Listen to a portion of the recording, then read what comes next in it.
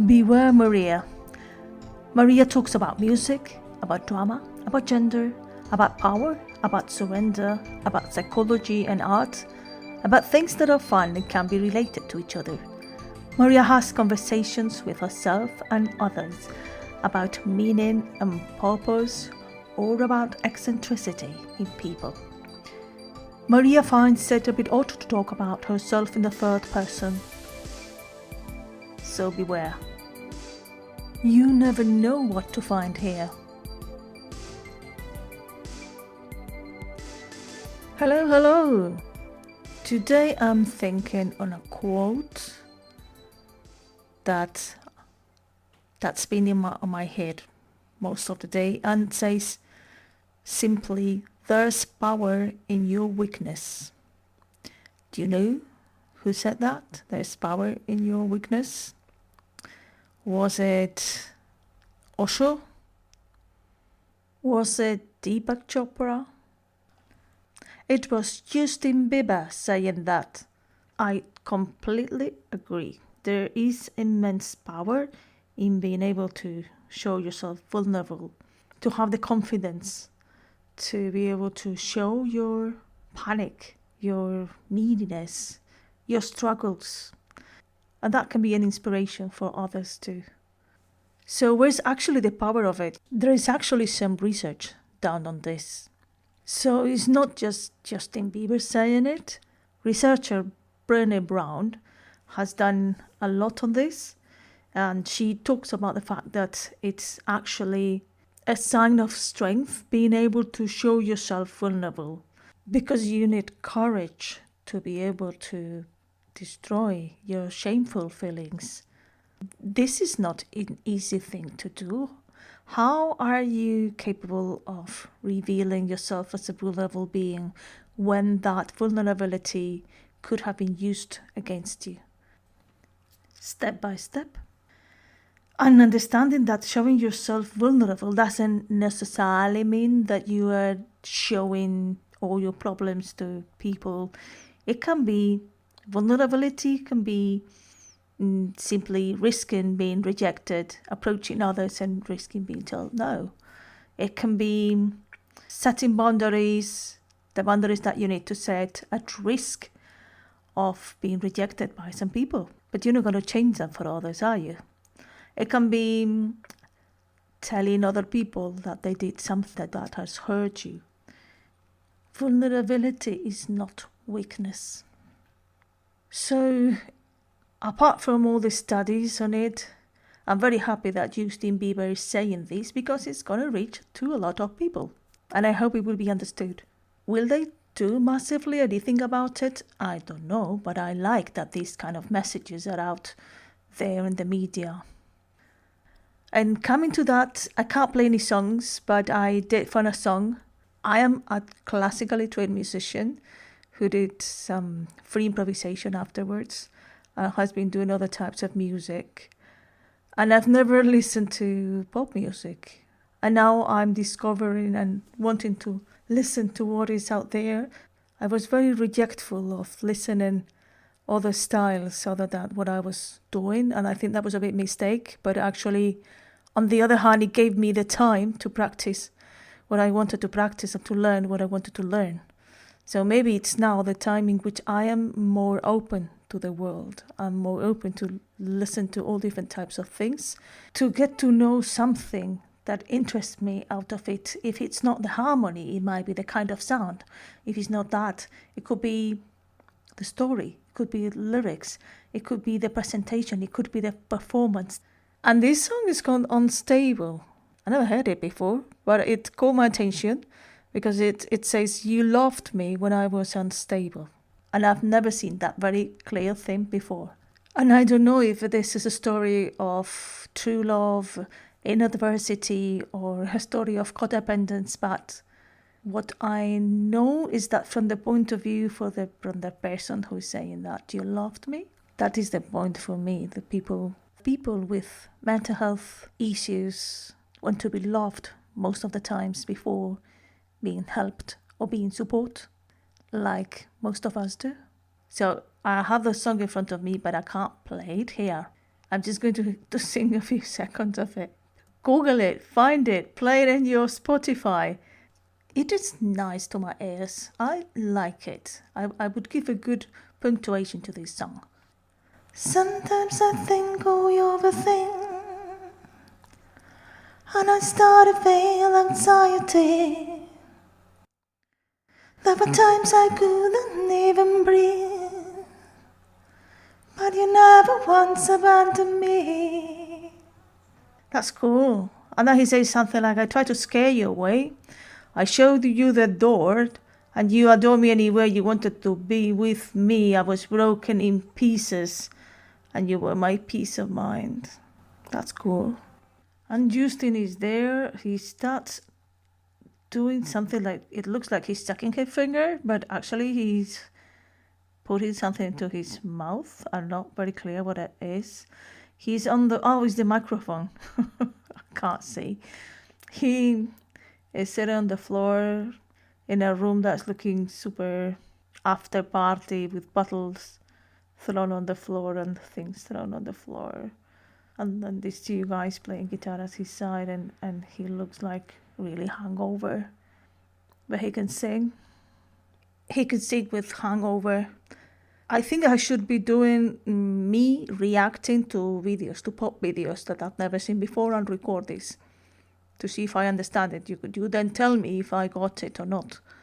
Maria reacts to Justin Bieber. Maria reacts to Billie Eilish. Anyway. Yeah, you love me, you love me, you love me when I was unstable. Go find it, go find it, go find it, because I cannot sing any more of it. And yes, I had to do my research because I don't have Justin Bieber culture, but he appears to say that this is something that was happening to himself when he was unstable and got that support from his wife. So yeah, we do tell our personal stories in all sorts of music. Even if there is an aesthetic of it, aesthetic of depression, aesthetic of anxiety, and it's all reflected in art pieces, we have to stop romanticizing mental health issues. They are not so pretty. On the one hand, time ago, it was considered like shameful, and there was a kind of associated stigma to say in public that you have a mental health issues. And it looks that now we're going to the other extreme, like it's almost a kind of desirable thing. Some people think that others would empathize with them, and like having anxiety or depression or any other mental health condition is almost desirable. People self-diagnose, when the reality of it is that it can actually ruin your life, yours and the life of those around you. Suffering from depression is not beautiful. It's something for you to get the right support. So I'm very much in favor of Justin in this and of other artists. And as good as it is that he got the support, he's saying that he got the support that he needed. This takes me to a very amazing partner and supportive partner of her schizophrenic husband, who is Romola Nijinsky. Romola was a Hungarian aristocrat, and she was the wife of Václav Nijinsky, one of the most amazing dancers. She was someone who was interested in culture and in art, and she went to one of the performances of Václav Nijinsky in Paris in 1912, where they met. And she was completely fascinated, and she wanted to study ballet herself, and she insisted to get dance lessons. Václav was a Russian ballet dancer and choreographer who is considered the greatest male dancer of the early 20th century. And when I was 23, 24, I was totally obsessed by that. I always have loved ballet, and I love going to the ballet. I was fascinated when I started reading his diaries that he was writing when he was unwell. Václav Nijinsky joined the Russian ballets in 1909, a company started by a guy called Sergei Diaghilev. the impresario. And they went to Paris, where they did a lot of very high quality productions, and most of the most extravagant and polemic performances, like the ones of Sacre de Printemps, The Rite of Spring by Igor Stravinsky. I love Stravinsky, you know that by now. And the L'après-midi d'enfant, also in 1912. One of the first ballets of the modern time that was very sexually suggestive, and that caused a lot of controversy and people protesting about it. You can now find some footage, a few seconds of this ballet, and it's absolutely something I recommend. So to cut a long story short, Václav was Russian, Romola was Hungarian, he spoke Russian, a little French, he didn't speak her language, she just spoke a little bit of French and English but no Russian, but they remained married for 37 years. So when this happened, the impresario, Diaghilev, was really upset at it. Nijinsky had been sexually involved with Diaghilev, in which was a case of abuse, where Nijinsky said years later, that he did it for the opportunities that could open to him. Lucy Moore, who is the latest biographer of Nijinsky that I know, talks about the guy went through a lot. He suffered from sexual abuse, he was exploited, he was bullied. It was almost a common practice, according to Lucy Moore, that the dancers of both sexes in the years before 1917 were treated to be used for the sexual gratification of the patrons. But years later, Nijinsky was able to rejoin the Russian ballets. The First World War started, and he decided that he would not dance during this war, and that he would never work again for Diaghilev. He started to feel withdrawn, started to have hallucinations, and sometimes become violent. And then in 1919, he was finally diagnosed as suffering from schizophrenia. Now, that is the diagnosis he got at this time. There have been further studies saying that maybe he would have got a different kind of diagnosis if it was nowadays. And according to specialist psychiatrists of today, his case does not fit exactly with the kind of neurological soft signs and motor abnormalities as other cases would have. His life is filled with a lot of trauma that is reported in his diaries, and those experiences are considered major risk factors for developing psychosis and schizophrenia. His illness was aggravated by the kind of treatments that people with a diagnosis of schizophrenia were given at the time. And one of them was called insulin shock therapy, which was a treatment in which patients were repeatedly injected with insulin to induce a coma for several weeks. They were obviously doing it thinking that they had some kind of rate of success in the treatment of schizophrenia. You can see in some movies how they depict this kind of treatment, like in A Beautiful Mind. And the kind of treatment was applied until the end of the 50s, when different kind of papers and researchers started to demonstrate that this was not the right thing to do. Patients would be very rightly terrified of going through these treatments. Today, it is possible to live with a lot of mental health conditions and live very well with them. But I hope for the future that things get better. And that maybe the treatments of today, some of them would be seen in the future like the way we see those treatments of the past. We no longer do insulin shock, but we still need to know a lot more. However, not everybody is living well with mental illness, and the first step is get the right support for you. Get a diagnosis. And what about Romola here? Romola was coming to mind as the partner and the supportive partner of someone with mental health illness. It is difficult for patients, it is difficult for the family and for those who are around. Sometimes even it's difficult to stick around as a friend. And this takes me back to Justin Bieber. The thing is, Justin Bieber has gone through a lot of abuse and a lot of pressure. I'm not going to judge in this moment things that he's done or he hasn't done. I just want to pick up these fact, and has had, really bad times. Billie Eilish, as a much younger star, was going through a very bad period. She talks about it, and she was saying that she was being harassed and she was feeling under a lot of pressure when she started to become famous. And she didn't know if she was going to be able to cope with it. And as artists, we express how we feel in our works.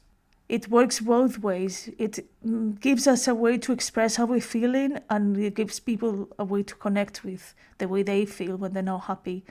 I personally, when I'm not feeling very happy, I wouldn't be playing happy music to myself. I would find it pretty irritating. I know other people prefer otherwise. They want to play the happy music that makes them happy. So Billie Eilish was doing songs like Listen Before I Go. How much sadder can it get? Again, I can't play it. Maybe I might just be able to sing a few seconds. Sorry, Billie, you do a great job and I like your music. I hope she's not listening. I hope you're not listening, but if you do, I'm sorry. For illustrative purposes. If you need me, wanna sing me, but hurry, 'cause I'm leaving soon. Go listen the original. It's the voice is so fainty, like I'm leaving life.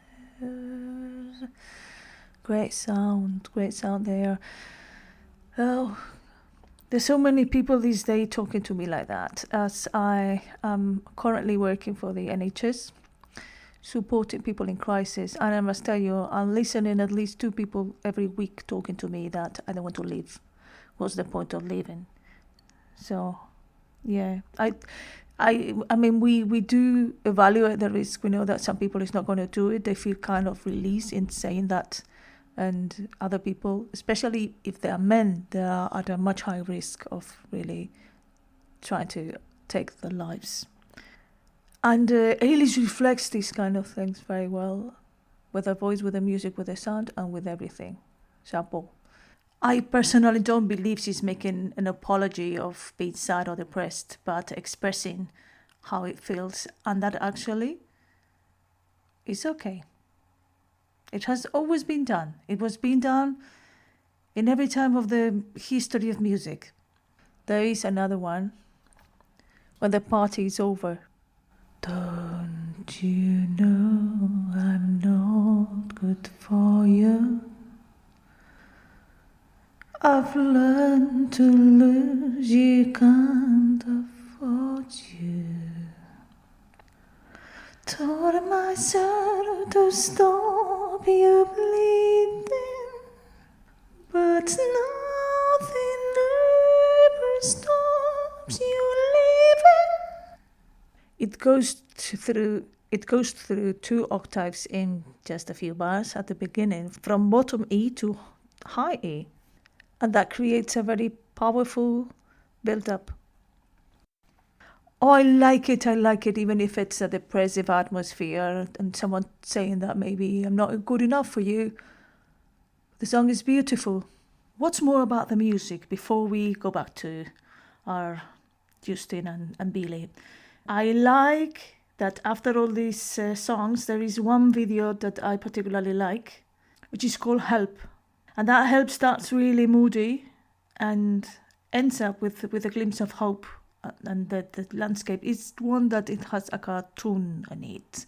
Go find it. It's worth it, and I'm not going to sing anymore for now.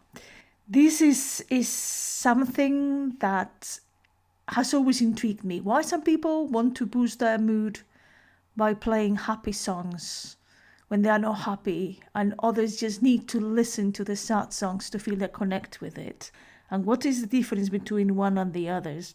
And I include myself into the second group. Like, we want songs that are just like us. We feel connected to something external, like if someone else or something else understands you, and it is connected to our own mood. And these can affect me when I do it at a very deep level, alleviate pain or boost my mood. It is known that music can release dopamine in your brain, in the main parts of your brain, and there even is research that suggests that people who feels depressed, they can feel better after listening to sad music. The opposite effect, listening to happy music, I have a friend who does that, and he has his playlist, his happy list to listen when he is feeling moody. To me, that is what I call the happy clappy effect. It irritates me. It irritates the heck of me to listen to very happy music when I don't really feel like that. It's like a bit like someone comes to me and says, "Hey, come on, cheer up." And you just don't want to cheer up. You just want to be miserable. I want to go through it. So it's all about that. Might be that I want to listen to things that are in tune with me, and I feel expressed that way through what I'm hearing. Having said that, I'm going to give you an irritatingly happy song now, and I'll be back with you in a couple minutes. If you just listen to me, I will make you happy. Jump, jump, jump, jump, jump, jump, jump, jump, jump, jump, jump, jump. Just sing a happy little song.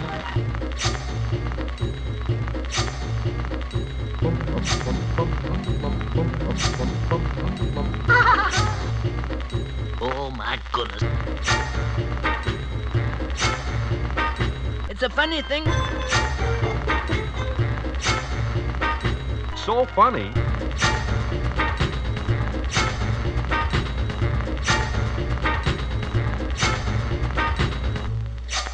Uh-huh. Uh-huh.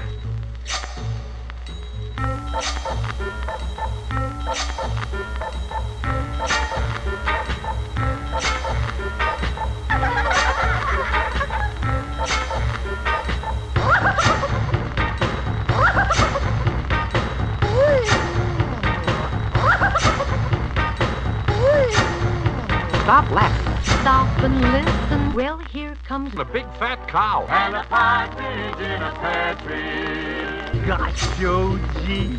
Gosh, Joji. Gosh, Joji. Gosh, Joji.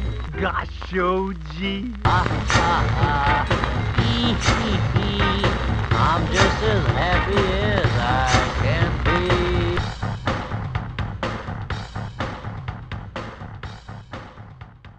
Just sing a happy little song. I love it, I love it. I love ironic songs. So this is a song called A Happy Little Song from a group called 41 from Pennsylvania. Adjust your playlist to whatever works for you, and have a playlist or have many playlists that will help you, because music does really help. Music, I don't want to say music heals, but it really makes a difference in many people's lives. So what happens to Justin when he sees what Billie is going through? Because he's gone through a lot of pressure. I understand every famous person, Michael Jackson, all these people, they all say the amount of pressure that becoming world famous is. And he sees this very young Eilish going through stuff and how it could get, and probably thinking on his own experiences, and he wants to help. So Justin approaches Billie, and he has been supporting and giving her confidence, and there are videos. I can, of course, all this I don't really know. I can only judge for what I can see in the media, but she's like saying that she's so grateful for all the confidence she got from someone who has gone through very similar experience as being a child star. I like to see that was a story with a happy ending. I like happy endings more than sad endings. And I also like that we all get the insight of people who's rich and famous, and they explain from their side is not that good necessarily. So we can all have that in mind. Or using another quote, it was Jim Carrey, the one who said, "I think everybody should get rich and famous and do everything they ever dream of so they can see that is not the answer." And so they have a a bad guy video together. I'm not going to sing you anymore. I've sung enough for today. So, yeah, it's that feeling of I want to help others because I went through the same. We empathize easier and we want to give back when we have overcome issues ourselves. So that's very human to want to do. And still we cannot change others. There's always a frustration to see when a person that is close to you are not making good choices for their own mental health or not taking care of themselves.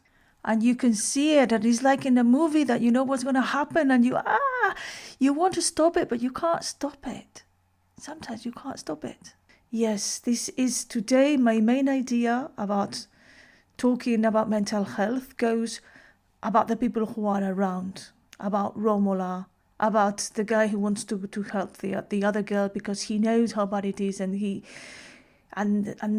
I've been on both sides of it. I've been having the issue and having people around me, and I've been trying to want to help others because I've been there, and it can be so frustrating, and we can't really change people. What is it that we can do? We can be there for them, we can talk to them.